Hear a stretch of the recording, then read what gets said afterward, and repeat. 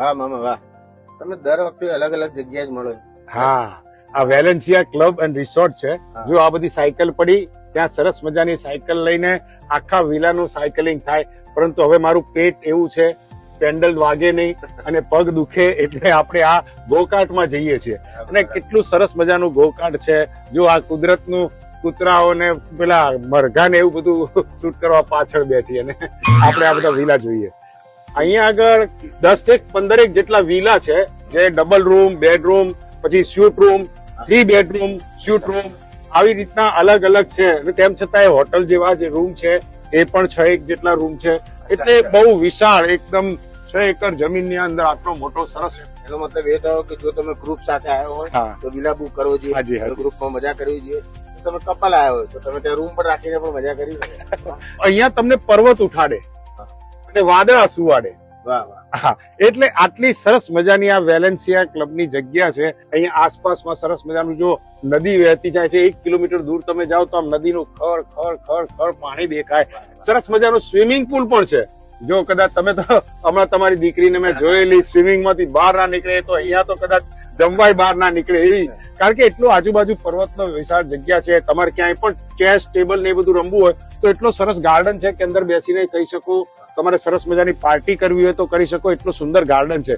શહેરની ભાગદોડ વાળી જિંદગીમાં, ઈંટો અને કોન્ક્રીટના જંગલમાં તમે જયારે એમ થાવો કે હવે યાર જીવનમાં કંઈક નવું જોઈએ છે અને કુદરતના ખોળામાં જવું છે, ત્યારે અહીંયા આવવું જોઈએ એવું મને 100% લાગે. કુદરતનો ખોળો નહીં, આ તો કુદરતની પથારી છે. એટલે એટલું સરસ. તમારે ઓક્સિજન પાર્ક જે જાઓ છો ને એના કરતા બેટર જુઓ તો ખરા, કેટલો સરસ મજાનો અહીંયા બધું મેન્ટેન કરેલા વૃક્ષો છે, સરસ મજાના શણગારેલા ફૂલો છે, અને બધા જ કુદરતી છે. એવું નથી કે પ્લાસ્ટિકની જિંદગી છે આખી. તમે જો આખી આ ઉપર વિલા સુધી સરસ મજાની ઘાસની એક પથારી કરી હોય ને એવું લાગે. મને તો એમ થાય કે હું અહીંયા સુઈ જાઉં, મારે વિલા નથી કરવું. આટલા શું રૂપિયામાં આપતા હશે ખાલી ઘાસ. મજાક કરવાની આદત તમારી, પણ જગ્યા જોઈને મજાક નહીં, આમ જીવવાની મજા આવી જાય છે. તો દોસ્તો, તમે પણ એકવાર આ વેલેન્સિયા ક્લબમાં આવી રીતે ગોકાર્ટમાં ફરી બધા વિલા જુઓ, સરસ મજાનું કુદરતને માણો. આજુબાજુ પર્વતો છે, વાદળો આમ ભામ ભામ અથડાય છે. અવાજ નથી સંભળાતો પણ અથડાય છે, આપણે દેખી શકીએ. અરે નદી કેટલી સુંદર હતી. હા, એકદમ શુદ્ધ પાણી હતું. પણ અમે બોટલ લઈને ગયા હતા એટલે નદીનું પાણી ના પીધું. પણ એ જ ખબર નથી પડતી, આટલી નદીનું મીઠું પાણી હોય તો એ ખારા સમુદ્રને કેમ મળતી હશે? એ કંઈક તો સમુદ્રમાં એવી ખાસ વાત હશે ને કે નદીઓ આટલી મીઠી હોવા છતાં એની પાસે જાય. હું પણ સમુદ્ર જેવો છું, કહેવાનો મતલબ એમ છે, તમે સમજો ચેતનભાઈ.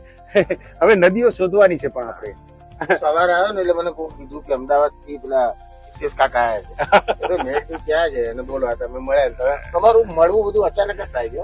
મેં નદીઓ માંગી હતી, મગરો નતા માંગ્યા. તમે જોયું, તમે ક્યારે એકલા નથી. હા, અમારા નદીઓ સાથે જ હોય છે. અને નદીઓની વિશાળતા એવી હોય છે કે મીઠી નદીઓ આવે, આપણે મળીએ સમુદ્ર, અને પછી જે ઉલાળામાં આવે ને સમુદ્ર, એ વખતે એનું ભરતી આવી કહેવાય. આવી બધી વાતો સાંભળવા અમને ફોલો કરતા રહો અને સરસ મજાનું આ પેજને લાઈક કરો. અને તમે વેલેન્સિયા ક્લબ આવો તો મારું નામ દેજો, તમને 10-15% ડિસ્કાઉન્ટ મળશે. નીચે એડ્રેસ આપેલું છે, ફોન નંબર આપેલું છે, અમદાવાદમાં એની ઓફિસ પણ છે. અવશ્ય મુલાકાત લેજો. ધન્યવાદ.